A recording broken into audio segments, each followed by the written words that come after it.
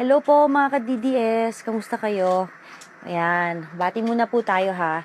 Hello Villamor Velasco, parang sa Italy yata siya.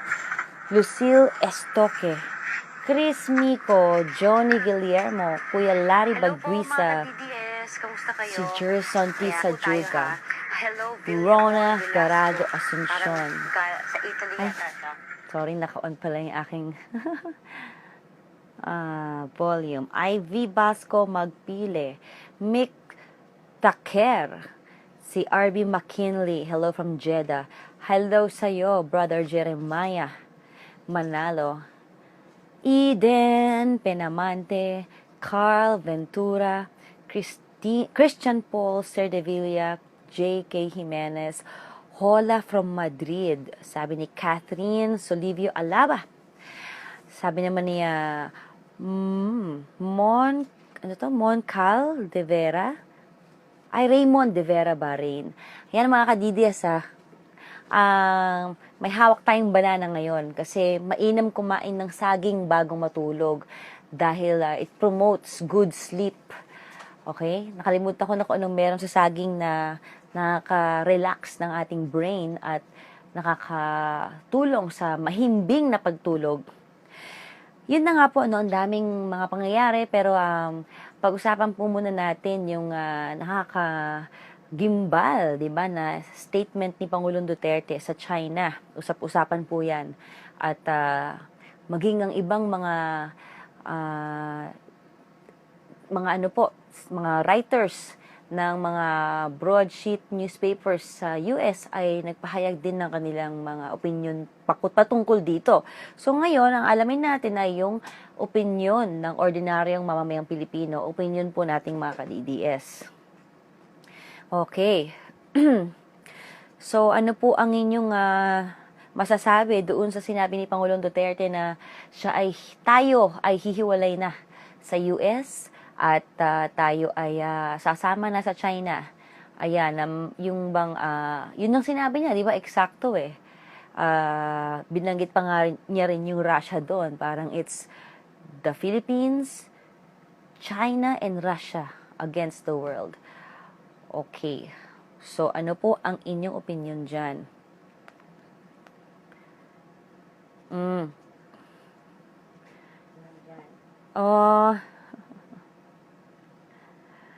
Maayong gabi, Ken Andre.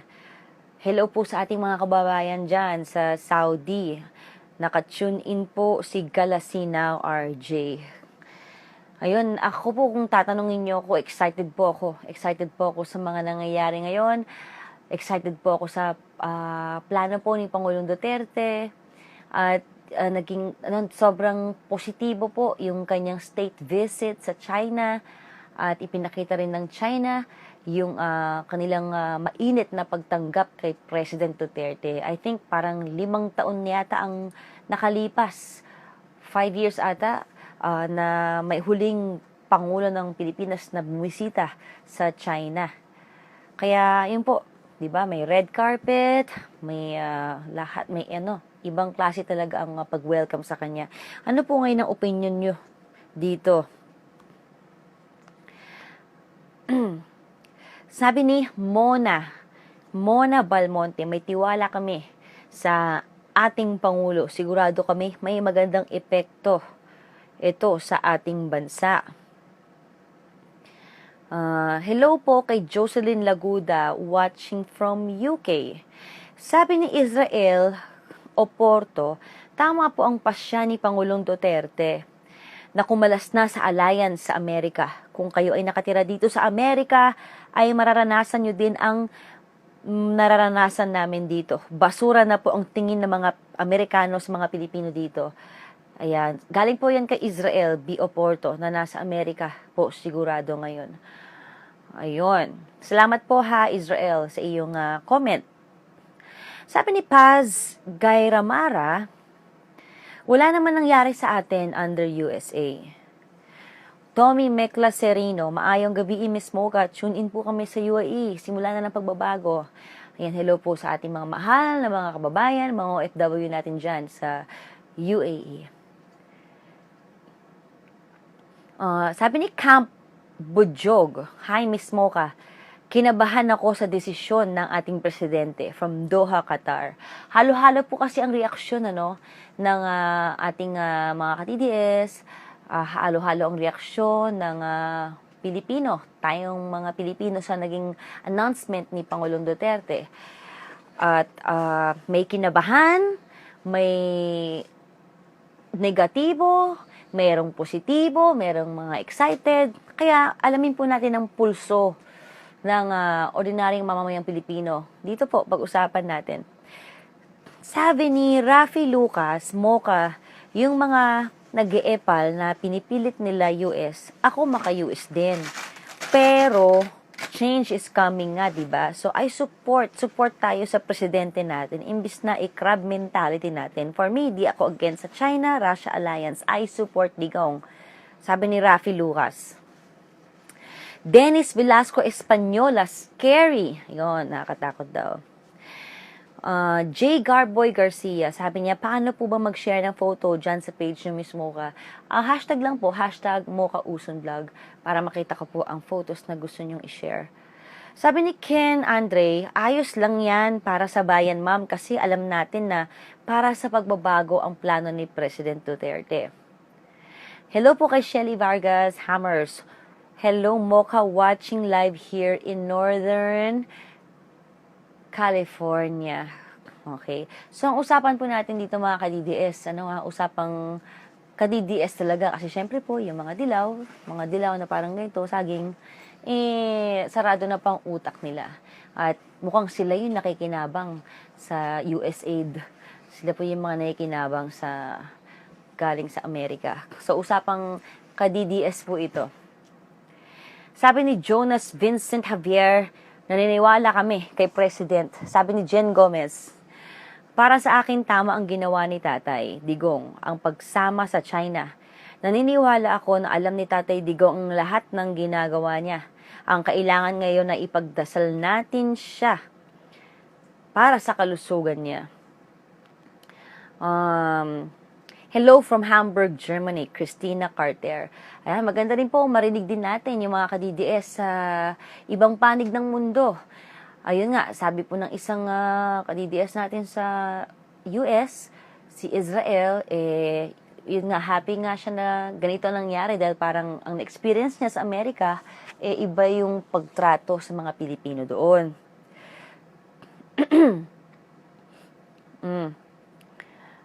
Sabi ni Joe Henry Agot Ortega, I just find it funny that I knew a lot of friends na galit na nakipag-business sa China at umalis sa US. But when I look at their surname, mga Chinese surname naman. Sabi ni Riz Bezana, that's the best plan. Bahrain. Okay. Corazon Di Bano, sana wag naman, okay lang sa business partner katulad ng Amerika at China, partnership nila. Kelly Tina Virginia watching here from UK. Gloria Orawa, the president know what he's doing. At yun din ang sinabi ni Dadel Tabada Samano, Abdulaziz Mitra de la Cruz, alam ni Duterte ang ginagawa niya. Hi to Ian Tangian from Kuwait. Watching from Busan, Korea, no? Tiwala lang sa presidente, sabi ni Andrew P. Lelis. Alam nyo, importante po talaga na tayong mga ka-DDS ay magtitiwala sa ating Pangulo. Dahil, sabi nga niya na wala talagang mararating ang Pilipinas kahit naman ano ang desisyon ni Pangulo kung hindi nakasuporta sa kanya ang sambayan ng Pilipino. Lalo na po tayong mga ka-DDS na nagluklok kay Pangulong Duterte sa pwesto at nilagay natin siya dyan sa Malacanang. So, talagang kailangan po nating magtiwala sa ating Pangulo dahil, di ba, ika nga, we are all in one ship and he is the captain of the ship. So, magtiwala po tayo sa kapitan dahil ang gusto naman ng kapitan tayo ay hindi lumubog. At yun ang ginagawa ni Pangulong Duterte.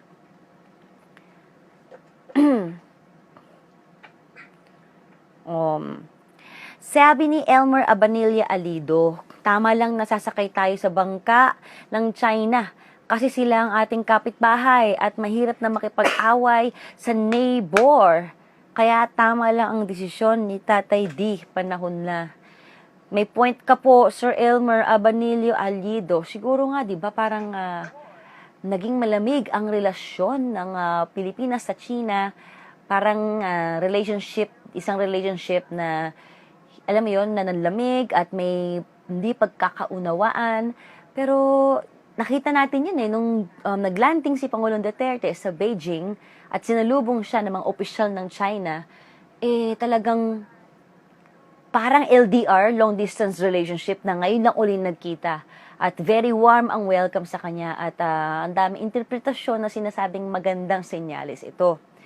At di ba sila nga yung kapitbahay natin, mahirap nga na maging kagalit natin yung ating sariling kapitbahay sa ating kalapit na mga bansa dito sa region ng Asia. Sabi ni Gundam Roach, hello po, Solid Duterte.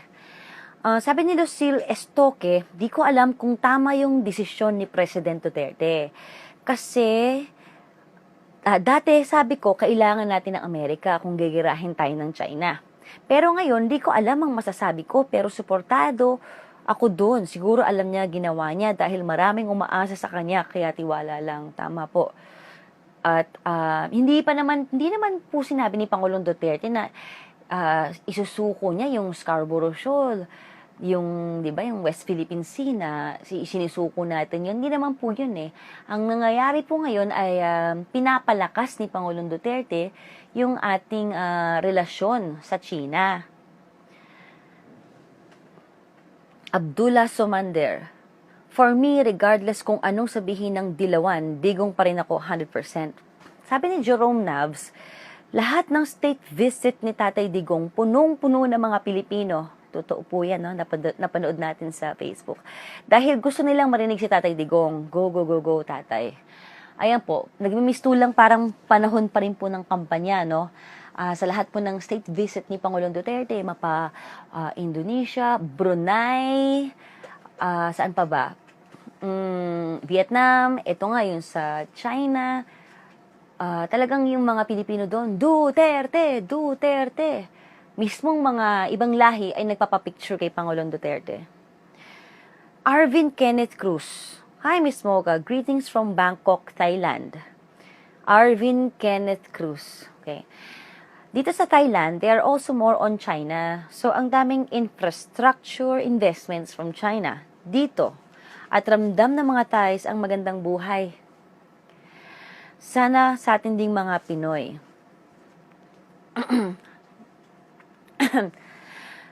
Kung sabi ni Willie Santos, wait lang, kukunin ako mga ka-DDS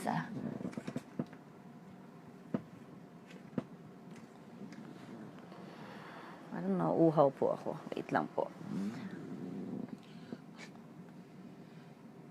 Ayan. Ibig sabihin. Okay. Kung talagang allies tayo ng US nung nag-decide ang UN sa arbitration case natin versus China, sana ginamit nila ang power nila to impose the rule of law kesa encourage pa tayo ng US to go to war if ayaw ibigay in disputed land. Willie Santos, I agree with you 100%. 'Di ba? Yung Amerika nga ang excited na makipagbakbakan. Talagang dumating nga yung point na, 'di ba?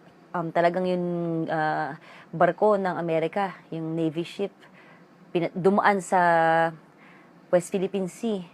Tapos, ito, sabi ng China, you are, trespassing, parang ganon. Kung baga, dahil sa state visit ni Pangulong Duterte sa China, humupa po yung tension na yon. Sabi nga ni Pangulong Duterte, it's better to make peace than war. Dahil sa war, walang panalo at maraming namamatay. Okay.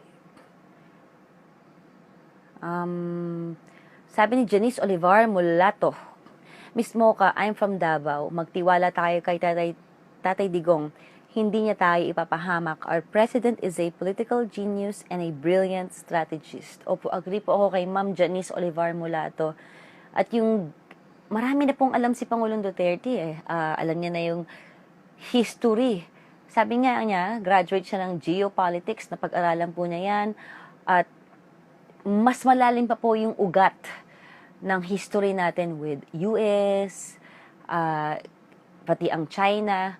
Kaya alam po ni Pangulong Duterte ang ginagawa niya.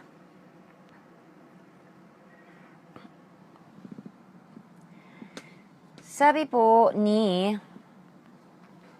Elmer Abanilio Alido, alam mo, Miss Gandang Mocha, ihantulad na lang natin ang bansang Pakistan at India na border lang ang pagitan pero di sila nagkakaintindihan. Nakita mo, lagi silang giyera at anytime apektado ang bawat pamayanan na malapit sa border. Malamang ganoon din tayo kung kakalabanin natin ang China. Lalo na at powerful din sila, di po ba? Opo. Hindi lang talaga sila powerful din, sobrang powerful po. Siguro kaya merong mga ibang tao talaga, no? Lalo na yung mga dilawan, na colonial mentality ba? Na yun yung ang tingin natin sa Amerika ay sila yung mataas, sila yung magaling, sila yung mayaman, at nakondisyon din ng ating utak na lahat ng gawin ng Amerika ay tama. Alam ni Pangulong Duterte kung ano talaga yung totoo. At malalaman din natin yan sa mga susunod pang mga araw, mga revelasyon na kagimbal-gimbal. Kung ano ba ang naging partisipasyon ng Pilipinas, ng Amerika sa kasaysayan ng Pilipinas at kung bakit nagkaganito po tayo. Tinatawag po tayong alay ng US pero kulelat pa rin po tayo pagdating sa ating yung nga po sa military natin, mga kagamitan po natin. At tayo pa po, ang mga sundalo pa po natin ang nagtuturo sa mga sundalo ng mga Amerikano sa kanilang mga training. Sabi po ni Roger Jaluwag, nagtatanong po siya, kailan po ba mag-state visit dito si Duterte sa UAE? Hindi po natin alam.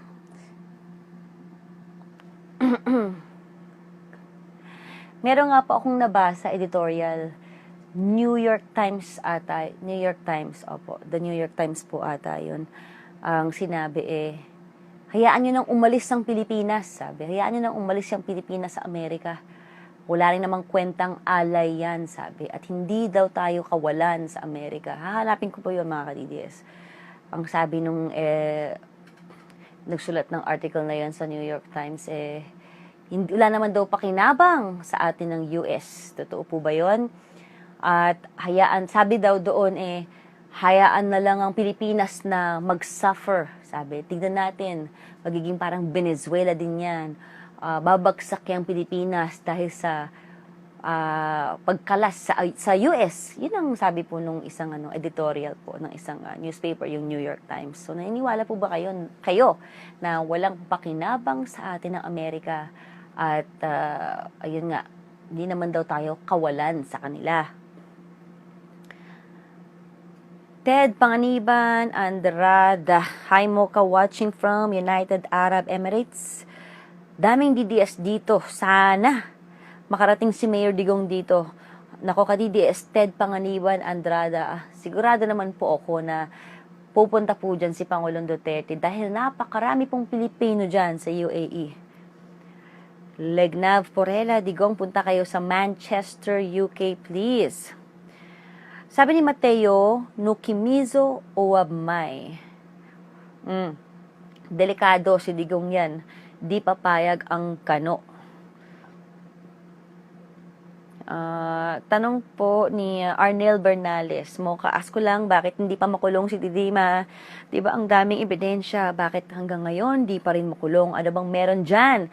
Ayun, Sir Arnel Bernales, according to my interview po kay VACC President Dante, Jimenez na siyang nagsampa ng kaso ng drug trafficking kay De Lima, pinapalakas po nila yung kaso. Kaya nila isinampa sa DOJ dahil doon po mag-investigate ang NBI.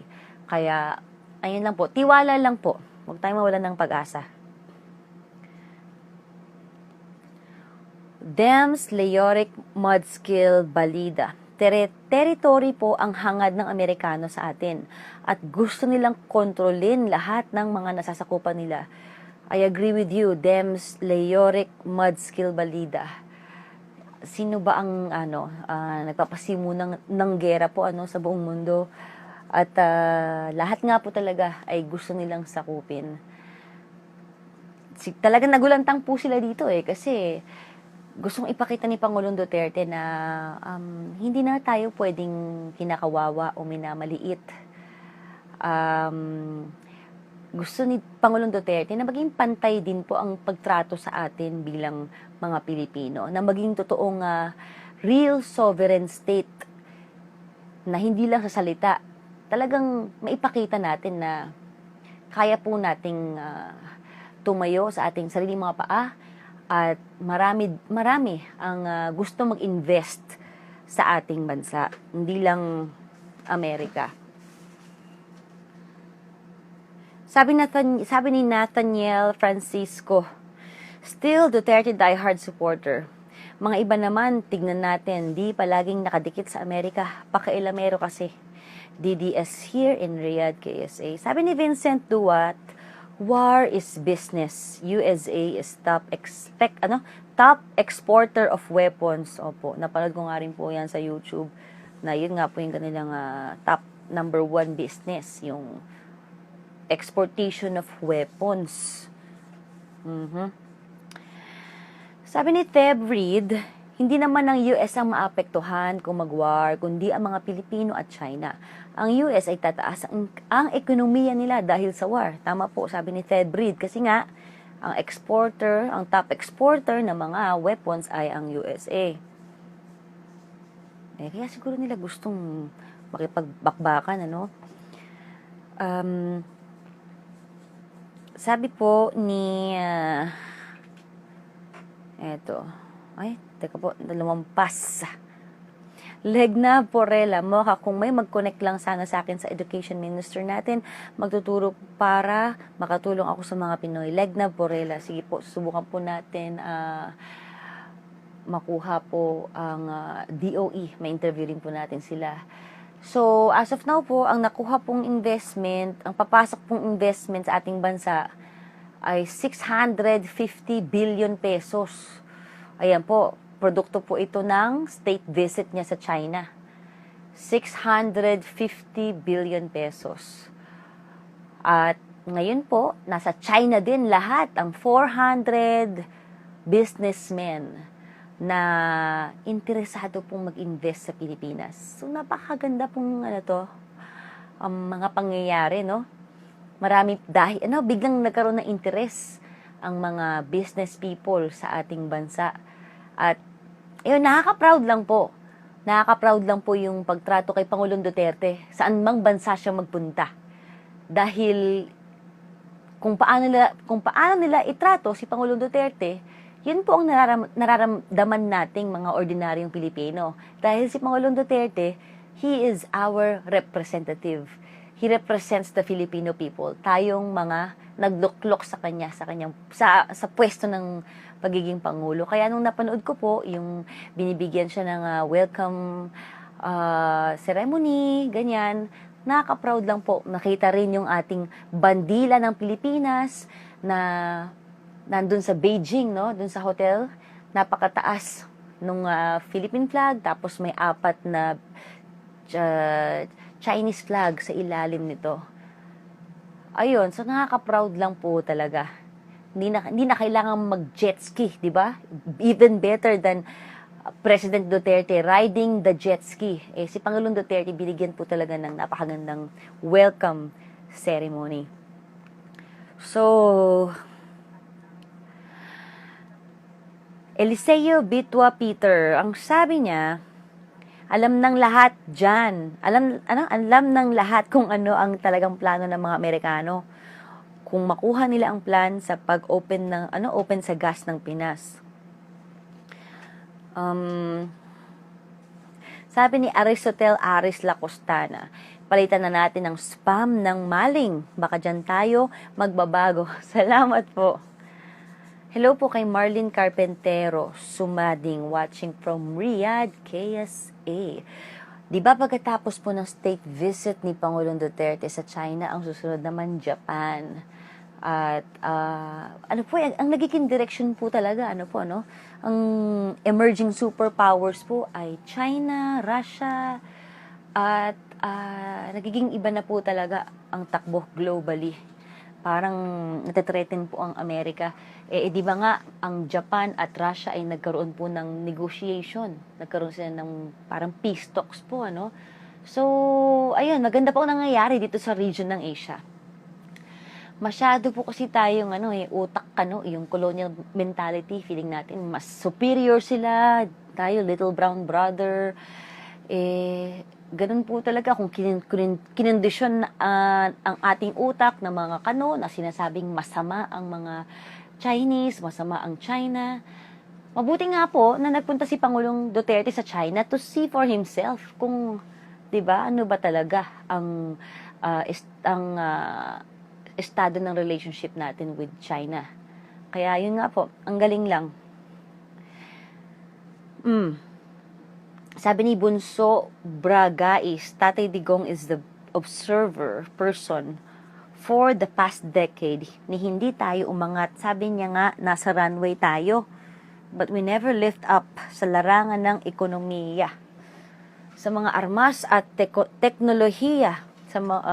Kasi naging mayor siya at yung taus-pusong pagganap niya sa trabaho at alam niya ang problema kung saan nagsisimula sa korupsyon sa gobyerno.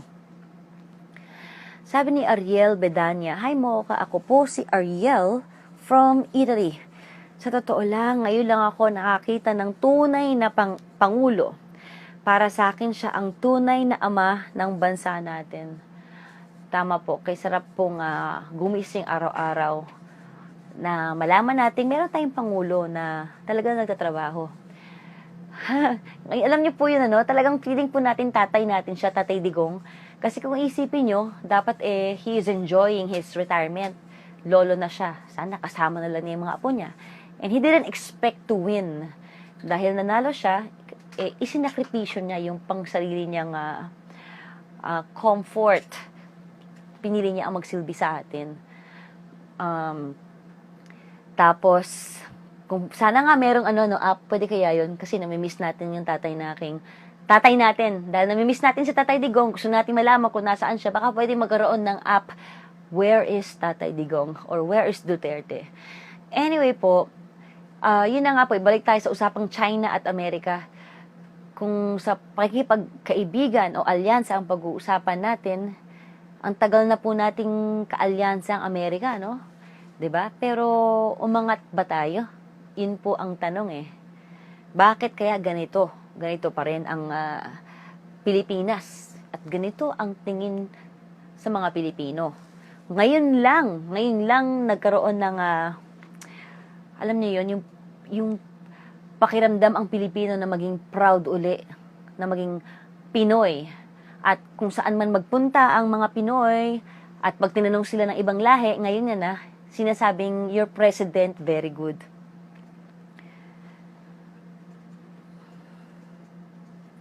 Okay, may sinasabi po si Jeremiah Manalo. Sabi niya, sa Egypt nga, $35 billion investment from China for building new capital city. Despite Egypt is a strong ally of USA, but Egypt President Sisi is way too smart also to start to open good relationship with Russia for their military supplies and weaponry, and China for the economic. And people here sees nothing wrong with that. Why here in Philippines, it's like a very big deal when we can have as much as many allies and friends who wants to help us. Ayun na nga, colonial mentality nga. Sinasamba natin ang Amerika. Parang feeling natin we cannot survive without them. Di ba nga, may mga nagkomento na hala, mawawala na ang USAID, magugutom na tayo. Parang, ayun na nga, bakit nga ba? Bakit nga ba ang daming takot at bakit ba napaka baba ng tingin natin sa ating mga sarili kung meron pang ibang mga opportunities na nasa paligid lang natin, katabi lang po natin dito sa region ng Asia, na pwede naman po nating mapakinabangan din. Ito po, sabi ni Raymond Generoso,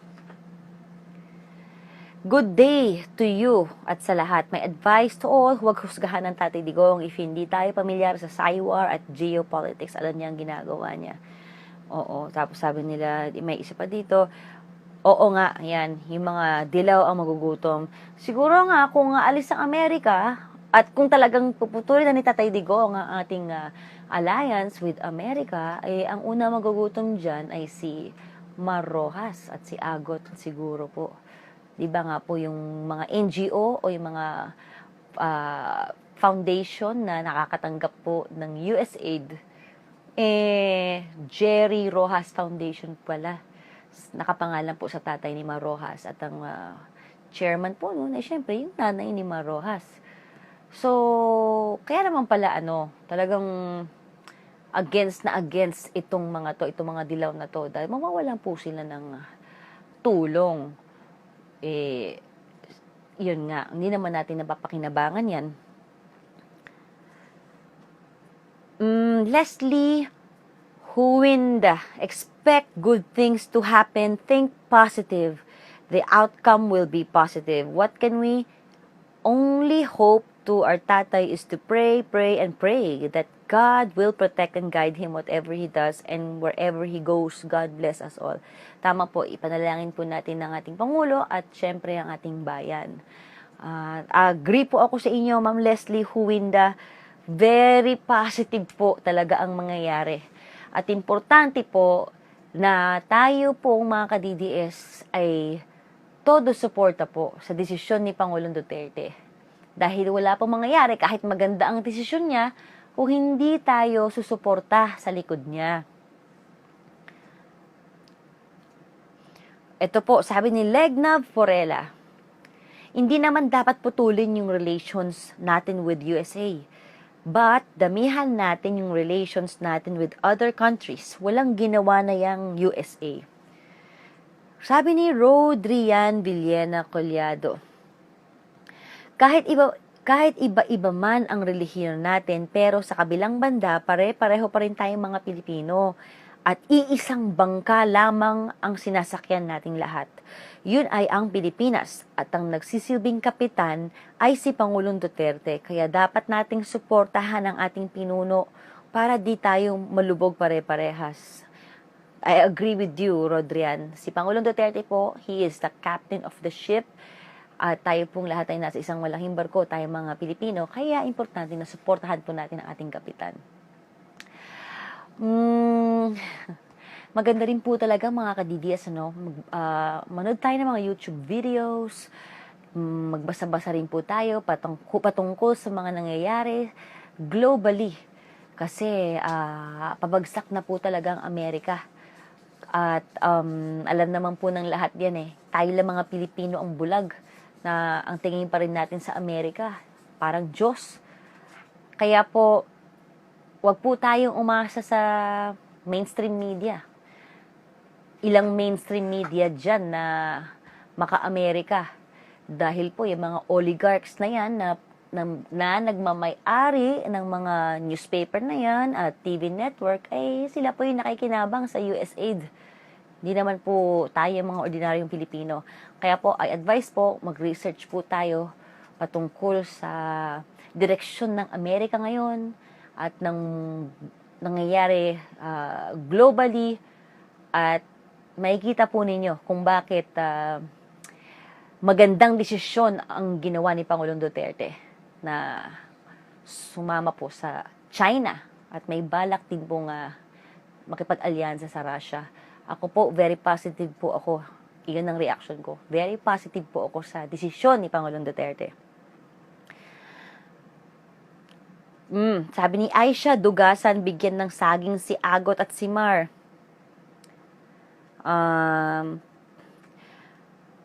Okay. Saan ba tayo pupunta? Robert G. Gabon, paglayas ng US, pakibitbit yung oligarch, yellow bleeding hearts.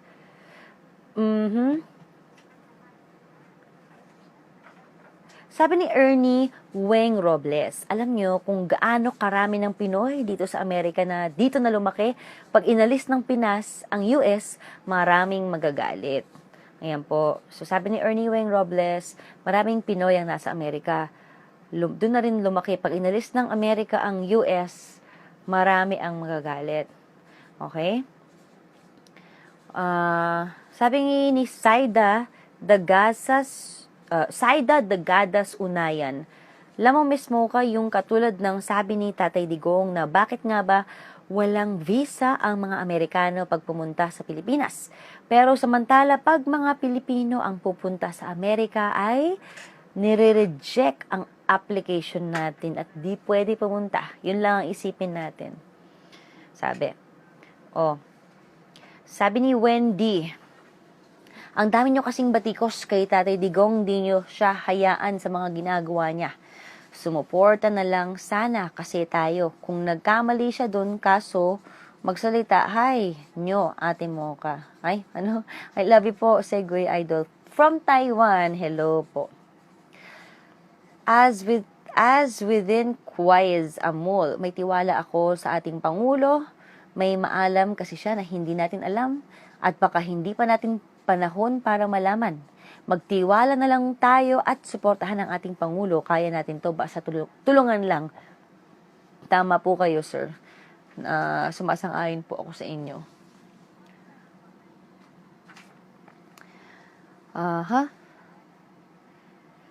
Alam po ninyo, yung sinasabing komunista ang China, ito po ay galing sa Amerika na pinaparatangang Chinese daw, yung China ay communist. At sabi rin ni Jesuis Rosana, what we can help is give our big trust to our president.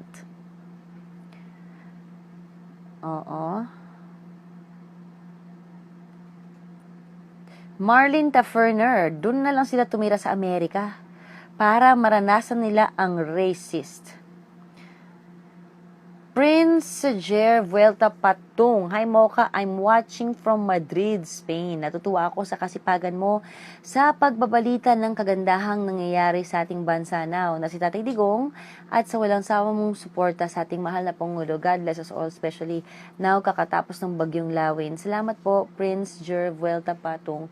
At buti na lamang po ay hindi ganun kalaki ang danyos na naidulot po ng bagyong Lawin at salamat din po kay DSWD Secretary Judy Tagiwalo sa maagap na preparasyon po dahil bago pa po tumama yung bagyo, nakapagbigay na po sila ng mga relief goods.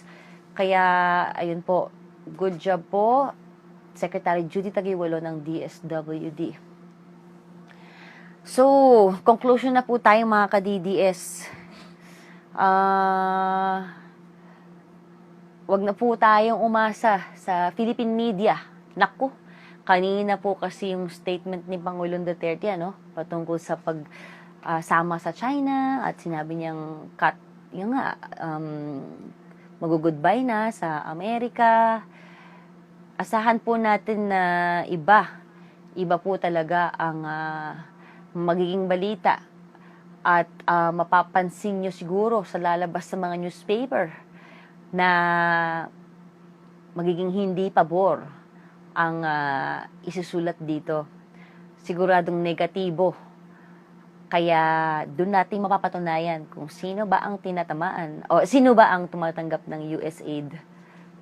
Lalaman po natin yan sa mga balita, sa dyaryo at sa TV network.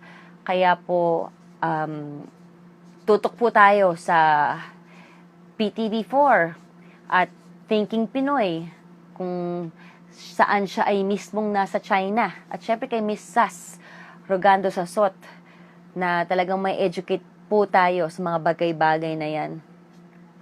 At importante po mga DDS, kailangan po tayong magkaisa at magtiwala kay Pangulong Duterte. Dahil sa lahat po ng desisyon ni Pangulong Duterte, ang iniisip lang po niya ay ang interes ng ordinaryong mamamayang Pilipino at hindi ang mga oligarchs.